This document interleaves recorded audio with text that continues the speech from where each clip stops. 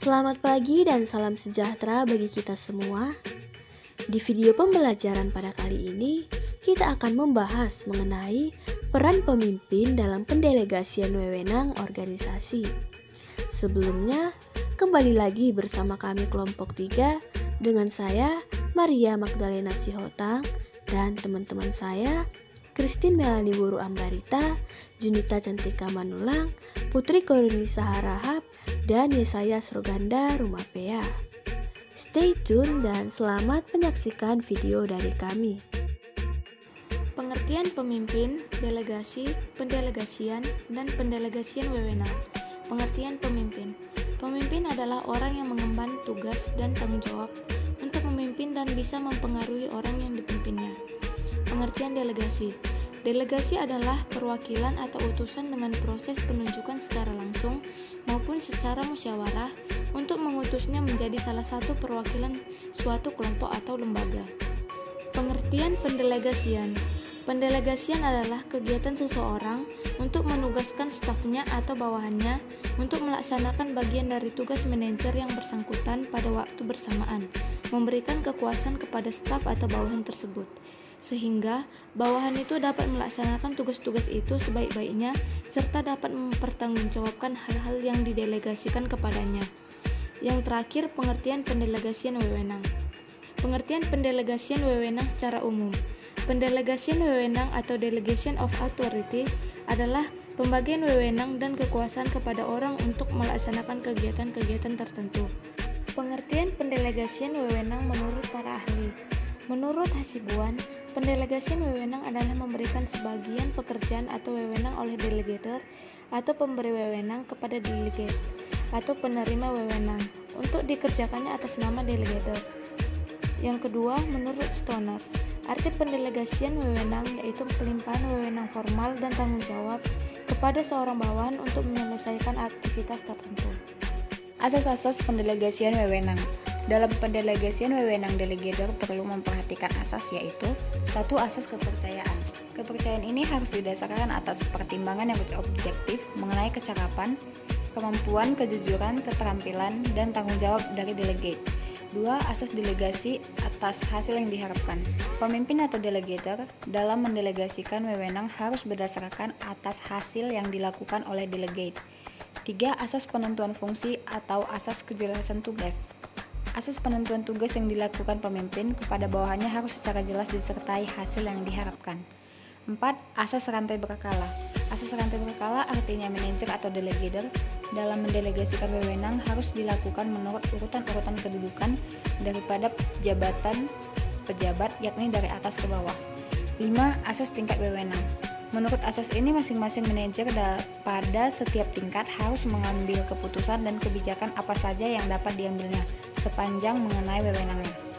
6. Asas kesatuan komando. Setiap bawahannya harus diusahakan agar hanya menerima perintah dari seorang atasan saja, namun atasan dapat memerintah lebih dari satu bawahan. 7.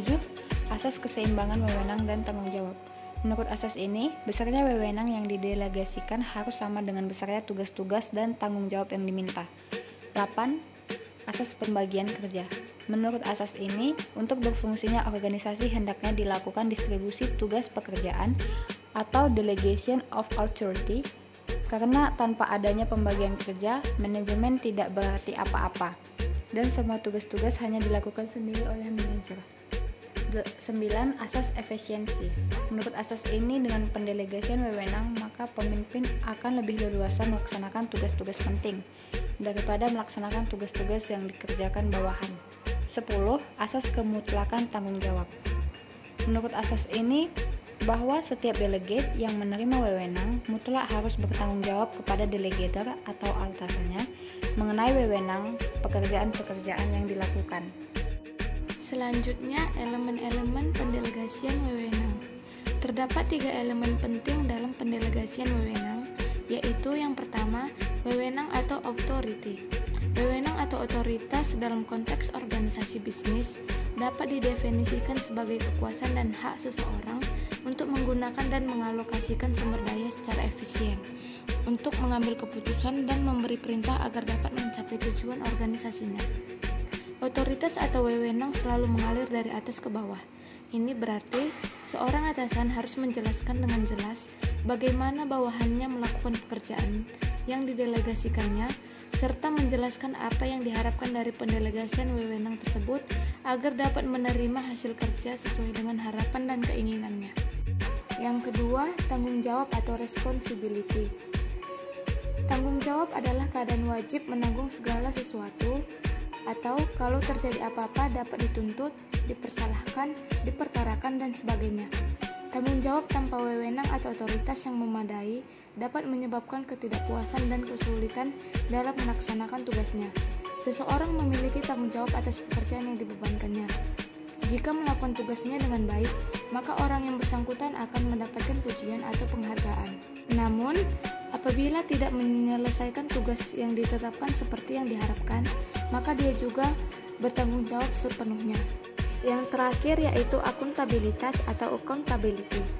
Akuntabilitas atau dalam bahasa Inggris disebut dengan accountability adalah kewajiban seseorang atau organisasi untuk mempertanggungjawabkan aktivitasnya dan mengungkapkan hasilnya secara transparan. Dapat dikatakan bahwa akuntabilitas merupakan peningkatan dari rasa tanggung jawab, suatu yang lebih tinggi mutunya dari tanggung jawab atau responsibility sehingga memuaskan atasan.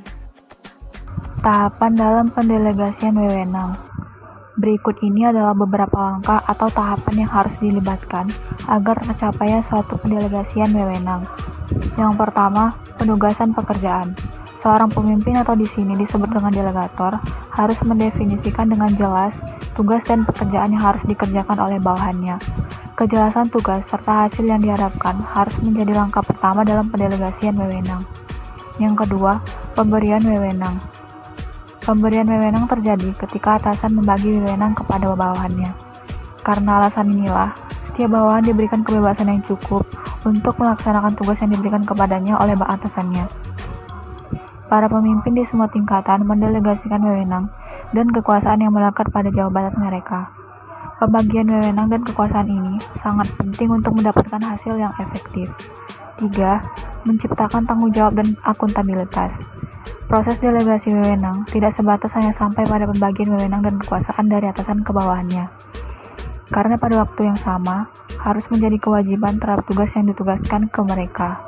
Tanggung jawab dikatakan sebagai faktor atau kewajiban seorang individu untuk melaksanakan tugasnya berdasarkan kemampuannya sesuai dengan arahan atasannya. Tanggung jawab sangat penting dalam pendelegasian wewenang karena akan memberikan efektivitas. Pada wewenang yang diberikan, akuntabilitas muncul dari tanggung jawab dan tanggung jawab muncul dari wewenang. Oleh karena itu, tanggung jawab dan akuntabilitas harus melekat pada wewenang yang didelegasikan ini. Tujuan dan manfaat pendelegasian wewenang. Adapun beberapa manfaat dan tujuan delegasi adalah sebagai berikut. 1. Agar organisasi dapat berjalan dengan baik, efektif, dan efisien. 2. Memungkinkan atasan dapat memusatkan perhatian kepada hal-hal lain yang lebih prioritas sehingga organisasi berjalan lebih maksimal. 3. Untuk membantu atasan dalam menilai dan mengambil keputusan yang tepat. 4. Agar semua pihak di dalam organisasi dapat berperan secara maksimal sesuai dengan kemampuannya. 5. Mendorong semua pihak di dalam organisasi berorientasi pada target dan kualitas yang ingin dicapai. 6. Memungkinkan bawahan berprestasi untuk bertumbuh dan berkembang dalam karir, serta sebagai bahan informasi untuk belajar dari suatu keberhasilan maupun kesalahan. 26.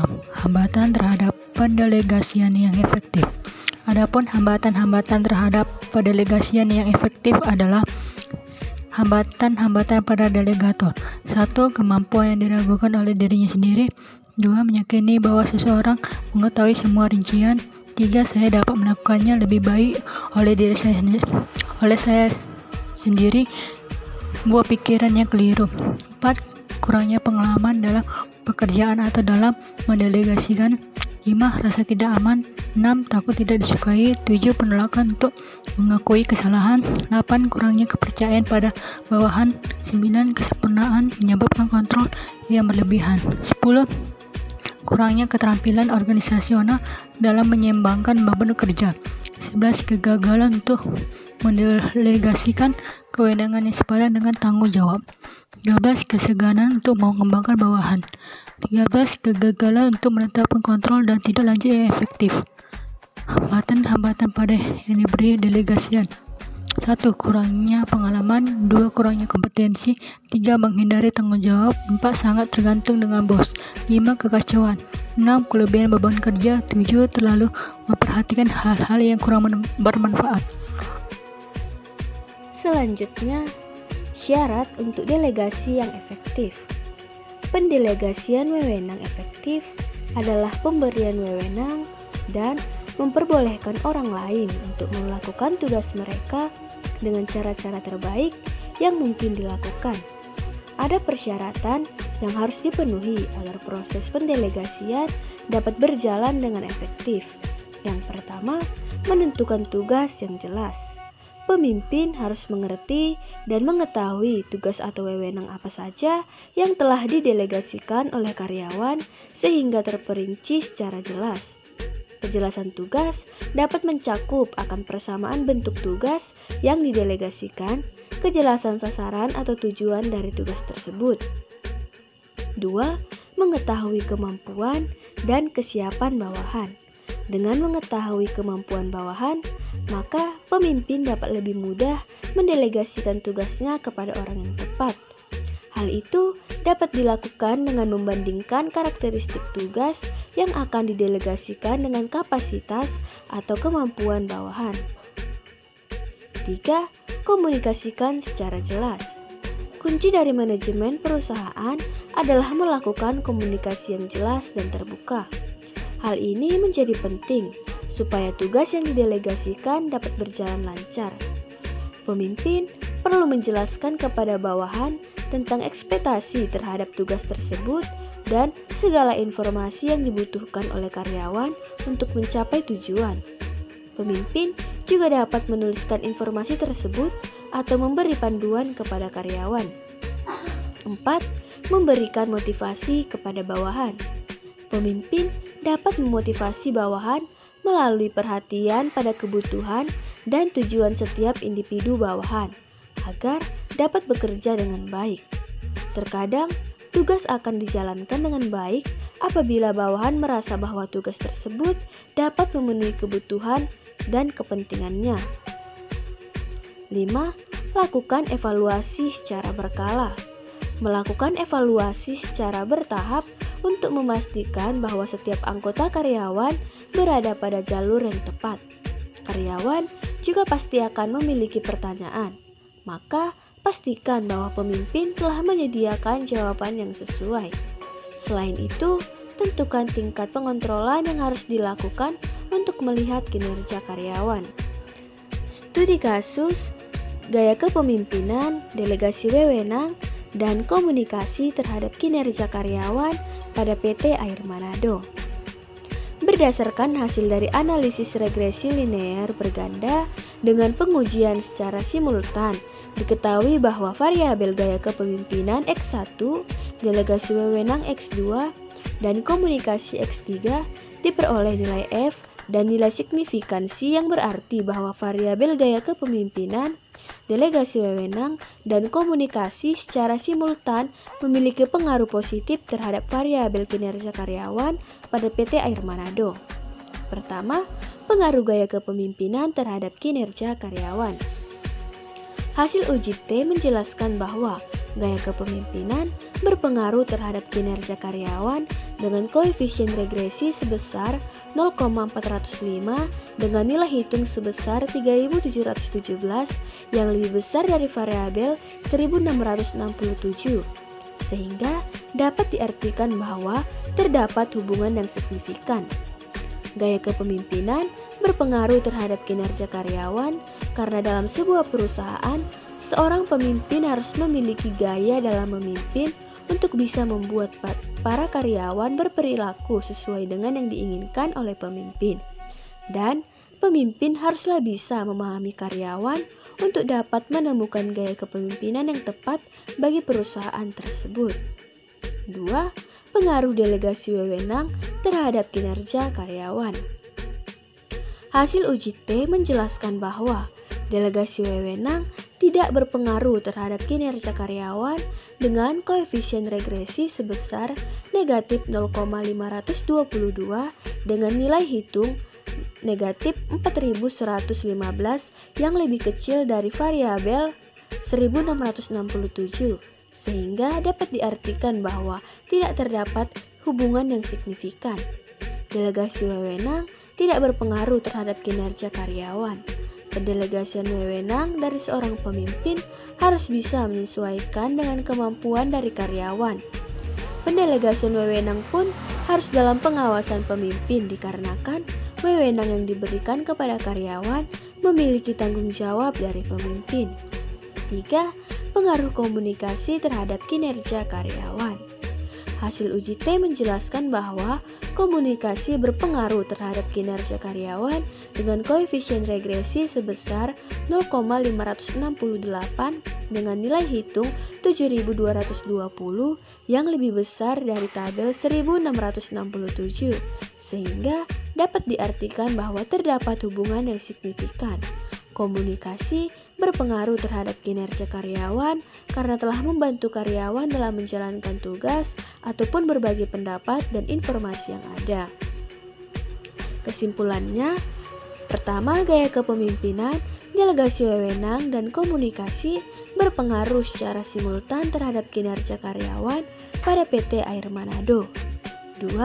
Gaya kepemimpinan berpengaruh secara parsial terhadap kinerja karyawan pada PT Air Manado. 3. Delegasi wewenang tidak berpengaruh secara parsial terhadap kinerja karyawan pada PT Air Manado. Terakhir, komunikasi berpengaruh secara parsial terhadap kinerja karyawan pada PT Air Manado. Berdasarkan materi-materi yang telah kita paparkan sebelumnya, dapat kita tarik kesimpulan bahwa pendelegasian adalah kegiatan seseorang untuk menugaskan stafnya atau bawahannya untuk melaksanakan bagian dari tugas manajer yang bersangkutan dan pada waktu bersamaan memberikan kekuasaan kepada staf atau bawahan tersebut sehingga bawahan itu dapat melaksanakan tugas itu sebaik-baiknya serta dapat mempertanggungjawabkan hal-hal yang didelegasikan. Manfaat pendelegasian wewenang antara lain yang pertama, manajer memiliki banyak kesempatan untuk mencari dan menerima peningkatan dari manajer yang tinggi.